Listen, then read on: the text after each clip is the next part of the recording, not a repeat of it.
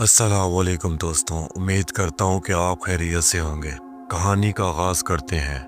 London की इस खंडर इमारत की तीसरी मंजिल पर 25 साला डिमी को लकड़ी का एक पुराना बंदर मिला।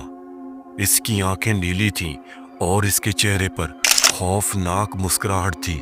इसकी मुस्कुराहट इतनी भयानक थी जैसी कोई जिंदा लाश हंसते हुए देख रही हो।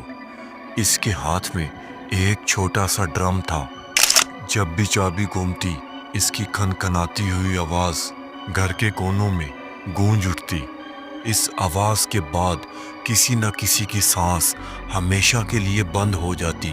डीमी को ये खिलौना इस रात मिला जब इसके वालिद की लाश इसी कमरे में पड़ी थी।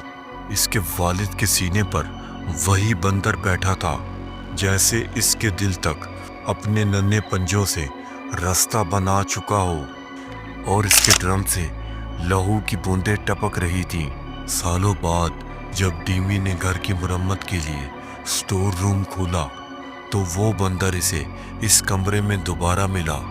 अब इसकी आंखें और भी ज़्यादा गहरी और नीली हो चुकी थीं, जैसे किसी ने इसकी आंखों में शैतान का साया भर दिया हो। इसी रात डीमी की बहुत अच्छी सहेली की लाश ट्रैफिक सिग्नल पर पड़ी मिली। इसका सर गाड़ी से कुचला गया था।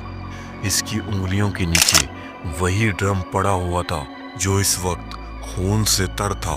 डीमी ने उस ड्रम को उठाकर आग में फेंक दिया। इसके बाद उस आग की लपटें डीमी के चेहरे तक पहुंच रही थीं, जैसे वो बंदर इसे झुलसा देना चाहता हो।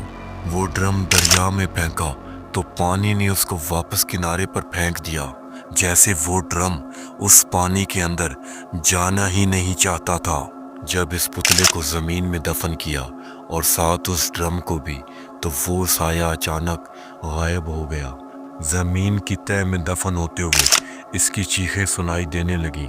डीमी और इसकी माँ ने घर खाली कर दिया, मगर जाते वक्त इन्होंने नए मालिक के 8 साला बेटे को देखा जो इस खिलौने को उठाकर मुस्कुरा रहा था।